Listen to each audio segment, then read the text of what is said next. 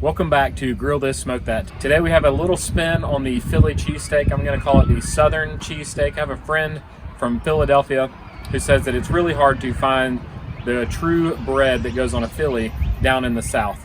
So we're doing a little bit different spin on it today. And if you want to check him out, he is Phila South Barbecue on Instagram. I'll put his name on the screen right now. So let's go ahead and jump in and get started.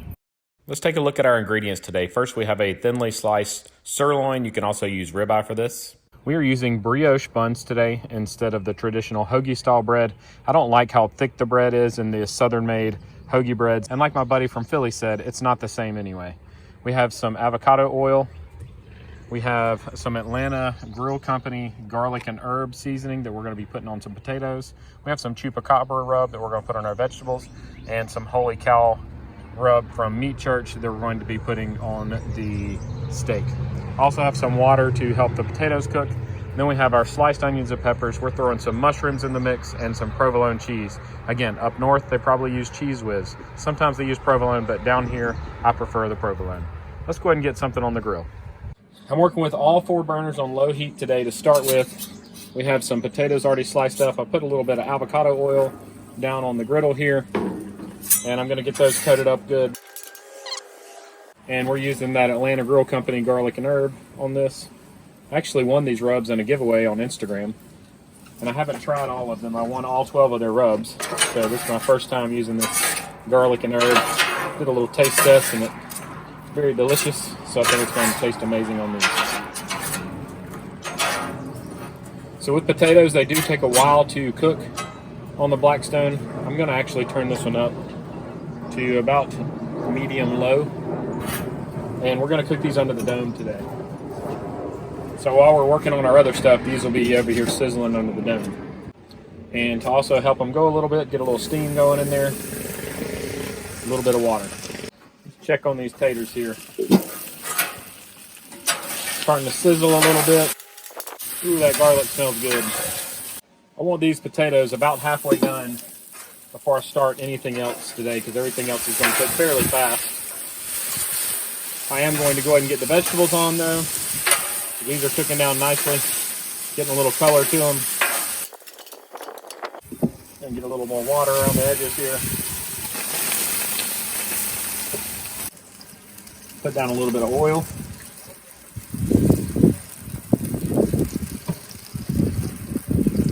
Let's get our onions and peppers on the back here. I'm going to put the mushrooms separate here in the front. Put a little butter with our mushrooms. Everybody loves butter, especially on mushrooms. Always keep in mind when you're cooking on your Blackstone to keep things away from the edges. So I keep that cutting board slid away about 6 inches, and the wind's blowing today, so it's going to keep it from getting too hot right there on that edge. It would be awesome if you'd take a second to hit that thumbs up button if you like what you see. I'll be posting videos weekly on either the Blackstone or the Big Green Egg. Also, go ahead and hit that subscribe button while you're at it.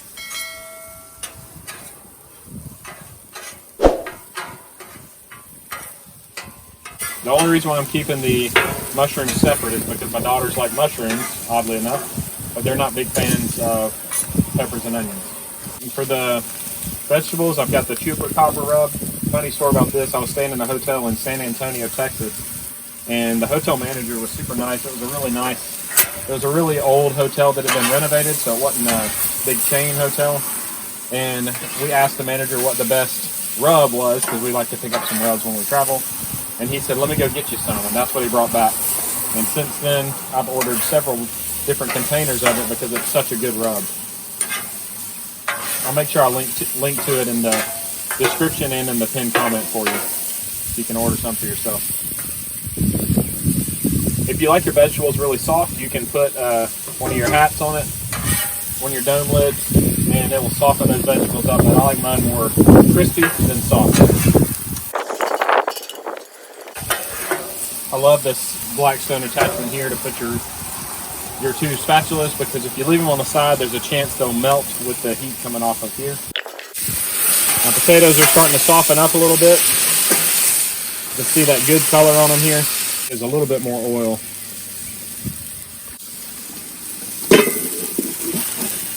Get a little more oil on here. I'm gonna throw the steak right here in the middle. I walked in the kitchen last night and my wife did something really weird. She knocked on the door to the refrigerator before she opened it and waited a few seconds. I said, "What are you doing?" And she said, "You never know when there might be salad dressing."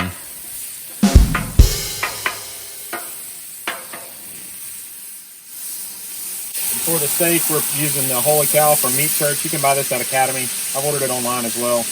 You can also buy it on Amazon.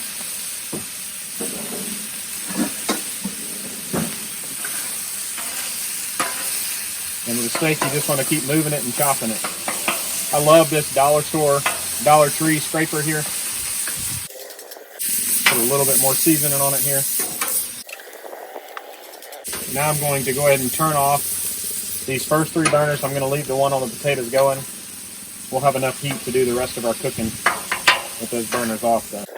So as soon as it's all brown, it's done.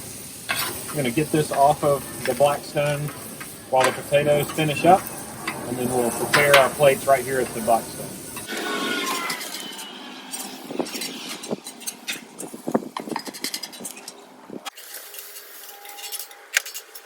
All right, let's go ahead and get the bread ready.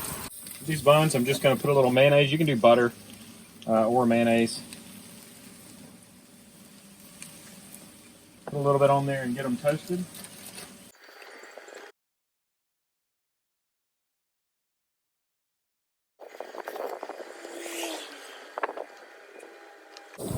Since this flipper touched that raw meat, I went inside real quick and washed it so I could use it again. We're about ready to start making up our Phillies. This is the point where you need your guests to come to the grill and tell you exactly how they want theirs, because you might not know if they want the onions and peppers or the mushrooms on there. You can see my nice toast on these buns here. So now I get on and start portioning out the meat, kind of form them into round circles like the buns. My wife and I both like onions and peppers on ours. And we're going to do mushrooms as well. Once that's all stacked up, it's time for the cheese. If you have a dome here, it is helpful for melting the cheese on these. This one is ready. So scoop it, put it on the bun, and my daughter will be so happy with that. She's going to love all that cheese on there.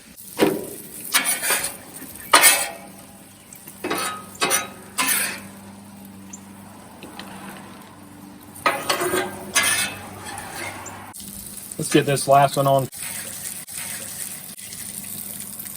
Try to get all the goodness on the bun. If it's falling off, I just pile it on top. The best part about cooking on the Blackstone is you get to eat the finished product. Here's a close peek at that southern cheesesteak with the melty cheese on top. If you like it, hit that thumbs up. If you want to see more, make sure you hit that subscribe button. I post videos weekly cooked on the Blackstone and or the Big Green Egg. If you have any questions, put them in the comment section below. I always take time to respond. If you want to communicate even more with me, look me up on Instagram at GrillThisSmokeThat. And let's eat, y'all.